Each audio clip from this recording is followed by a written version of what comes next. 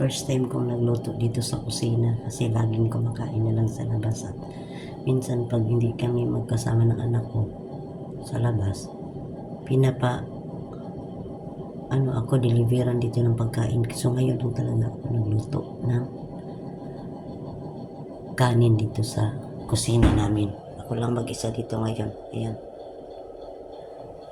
So, sinara ko na yung pintuan para walang magreklamo sa mga natutulog sa kwarto. Ayan na yung plato.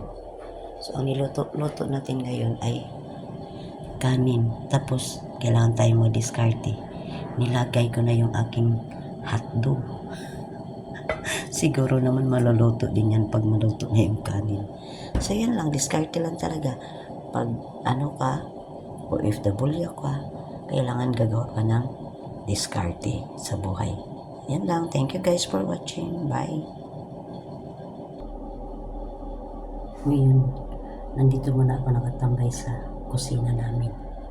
Pero, nakasara yung pintuan. Kasi dati, noong una kong pag-vlog dito sa kusina namin, medyo malakas yung aking boses. Tapos yung pintuan nakabukas. So ngayon trinay ko lang ulit kung wala bang magreklamo kasi nagluluto ako. Tapos maya pag naluto na yung aking kanin kasama yung hotdog, na rin ako ng kape, mag-init na ako ng tubig. Tapos yung tira ko kagabi na yung beef noodles lulutuin ay iinitin ko na rin. Ayan. So yun lang, madiskarte talaga dapat.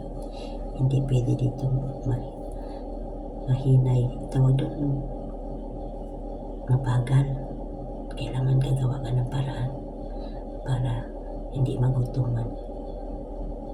Yan ang buhay abroad guys. Akala nyo lang madali. Hindi. Kasi yung kilos mo dito, tawag dito, pigil. Kasi syempre, makiramdam ka sa mga kasamahan mo sa bahay. Hindi pwedeng mag-ingay ka kasi yung iba tulog pa. Yung iba kasi may trabaho pa pag gabi. Ngayon kasi na alas 6. Tapos yung iba tulog pa, yung iba na yan, baka yung iba umalis na, hindi ko alam kasi nga lahat ng kwarto dito nakasarado. Hindi mo alam kung sino yung mga kasamahan mo. Makikita mo lang kung nalabas ng kwarto, pupunta ng kusina, makasalubong mo sa hallway, o pupunta sa CR, makikita mo paglabas, magkasabay, parang gano'n ba? Pero kadalasan wala kang kasabay pupunta sa CR, pupunta sa kusina. Tulad ko ngayon, ako lang mag-isa. Ako lang talaga mag-isa. Palabo na naman ako. Ako lang mag-isa. Ako lang mag-isa talaga. Ayan. Tingnan natin yung niluluto natin kung maano na. Ayan. Kumukulo na. Ayan. Malapit na. Yan ang almusal ko ngayon. Tapos ng kape. Ayun. Pwede na. Ayan. Wala talagang katatao. Ako lang talaga mag-isa. So ito lahat yan pwede yung gamitin.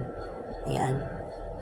Pero yung mga plato na yan, hindi ko alam kung may kanya-kanya ba yung may-ari o para yan sa lahat. Pero ako bumili na ako ng plato. Ayan. Para mayroon kong gagamitin. At saka mayroon akong tasa. Naiwan ko pa yan noon pa nung nandito ako. Ayan. May mga gamit kasi akong iba pa naiwan nung nandito ako nagtrabaho. Tapos pagpunta ko dun sa bahay ng anak ko sa tinitiran, nakita ko to may mga tasa ako, may mga plato bitaw na pwede, bitaw na lagayan ng pag magluto ka ng Shanghai, mayroon kang plato na lagayan ng isda, pang bangus, at saka iba-iba pa. Kaya yun, dito ang nakita ko. Ito lang dinala ko kasi mahilig tayo magkape. Dapat. Diba? So yun lang guys, ang buhay abroad. Mahirap na masarap. Kasing sarap ko, charot. Joke lang. Pag gusto mo talagang mag-upload, kailangan hindi maarte. At kailangan hindi ka reklamador. Yun po. Pag nandyan yung dalawang criteria na hindi ka maarte, hindi ka reklamador, marunong kang, mayroon ba isa, marunong kang makisama, ayan, pwede ka mag-upload. At kailangan, malakas ang loob. Kasi, pag hindi malakas ang loob mo, huwag ka na lang sumubok mag-upload. Kasi, ang buhay dito, palakasan ng loob. Matapang, hindi na matapang na lumalaban ka, matapang ang loob. Tapos, may paninindigan ka at marunong kang makisama sa kapwa mo kasama sa bahay, kapwa kabayan o iba pang lahi, marunong kang makisama. Yun po ang buhay abroad. Pag wala kang ganyan, huwag ka na lang mag-try, huwag ka nang mag-enter kasi hindi pwede yan dito.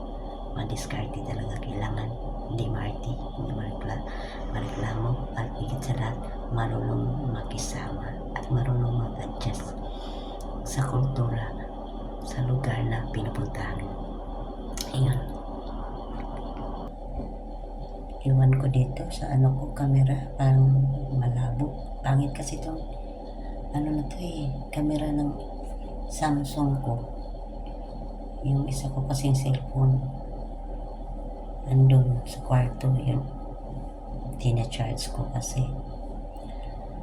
Yun, tingnan natin guys yung ating niluluto, kung luto na ba, para makapag kape na at makakain na ng almusal. Tingnan natin. O diba, luto na yung ating hotdog at saka kanin, sabay-sabay siya.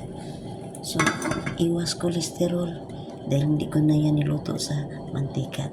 Ito ang sinasabi kong diskarte.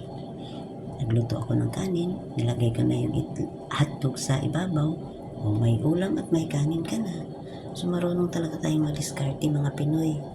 Ganun lang, diskarte lang ang kailangan sa buhay.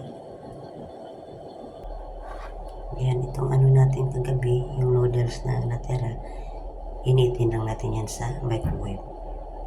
At mag-kape din tayo. Hindi kumpleto ang almusal kung walang kape. Ayan, ininit ko na yung aking noodles. Luto na ating hotdog at kanin. Diba?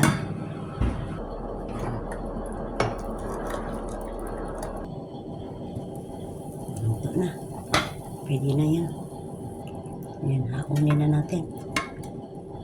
Kain na tayo. Ayan na. Pwede na. Kain na tayo guys. Thank you for watching. Good morning sa lahat. Bye.